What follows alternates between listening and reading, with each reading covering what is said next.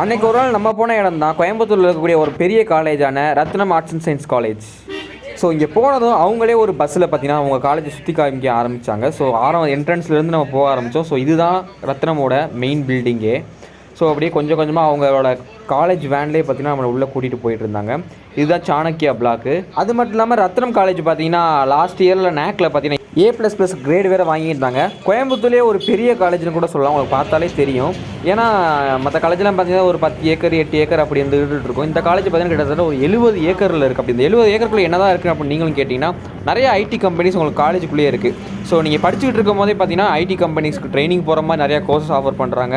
அது மட்டும் இல்லாமல் கோயம்புத்தூர்லேயே போன வருஷம் அதிகபட்சமாக ப்ளேஸ் ஆனது இந்த காலேஜில் தான். அதாவது பார்த்தீங்கன்னா ஒரு வருஷத்துக்கு பார்த்தீங்கன்னா 57 lakh per annum, அதாவது பார்த்தீங்கன்னா மாதத்துக்கு 6-7 லட்சம் சம்பாதிக்கிற மாதிரி ப்ளேஸ் பண்ணி கொடுத்தாங்க.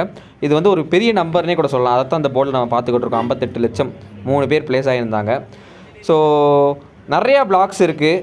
அது மட்டும் இல்லாமல் 4-5 காலேஜஸ் வந்து வேறு ஊரில், அதாவது பார்த்திங்கன்னா பெங்களூரில், உடுமலைப்பேட்டையில் இப்படி ஏகப்பட்ட நிறையா பிரான்ச்சஸ் வேறு வச்சுருக்காங்க.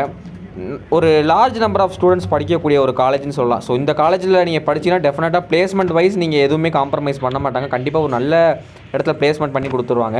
உங்களுக்கு உள்ளுக்குள்ளேயே ஏகப்பட்ட கேன்டீன்ஸ் இருக்குது. ஸோ ஃபெசிலிட்டிஸ் ரீதியாகவும் நீங்கள் எதையும் ஒரி பண்ண தேவையில்லை. உங்களுக்கு அது மட்டும் இல்லாமல் காலேஜுக்கு பின்னாடி பார்த்திங்கன்னா இப்போ புதுசாக ஒரு ஸ்கூல் வேறு திறந்துருக்காங்க.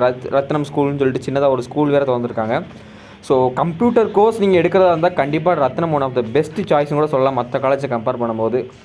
ஏன்னா உங்களுக்கு வந்து எந்த காலேஜுமே பெரிய காலேஜுமே பார்த்தீங்கன்னா இந்த அளவுக்கு ஃபீஸ் கம்மியாக வாங்கிட்டு உங்களுக்கு பிளேஸ்மெண்ட் வைஸ் இந்த அளவுக்கு பெட்டராக பெர்ஃபார்மன்ஸ் பண்ணது கிடையாது. ஸோ உங்களுக்கு ரத்னம் போன இயர் பண்ணியிருக்காங்க. ஸோ இந்த இயர் பண்ணுவாங்கன்னு சொல்லிட்டு எதிர்பார்ப்பில் நல்ல அட்மிஷன்ஸ் போய்கிட்டு இருக்கு. ஸோ இதுதான் ரத்னம் குரூப் ஆஃப் இன்ஸ்டிடியூஷன்ஸ். ஸோ உங்களுக்கு ஃபீஸுமே பார்த்தீங்கன்னா ரொம்ப ஹையாலாம் இருக்குன்னு சொல்ல முடியாது. ஒரு மீடியமாக எல்லாராலையும் கட்டக்கூடிய ஒரு அளவில் தான் இருக்கும்.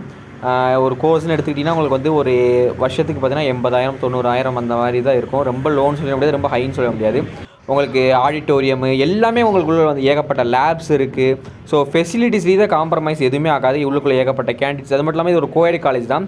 அது மட்டும் இல்லாமல் ஒரு லார்ஜ் நம்பர் ஆஃப் ஸ்டூடெண்ட்ஸ், அதாவது ஒரு யூனிவர்சிட்டியில் படிச்சுன்னா எவ்வளோ ஸ்டூடெண்ட்ஸ் இருப்பாங்களோ அது மாதிரி ஒரு ப்ரைவேட் இன்ஸ்டியூஷனில் அவ்வளோ ஸ்டூடெண்ட்ஸ் இருப்பாங்க. உங்களுக்கு உள்ளுக்குள்ளே கோவில் இருக்கும். ஸோ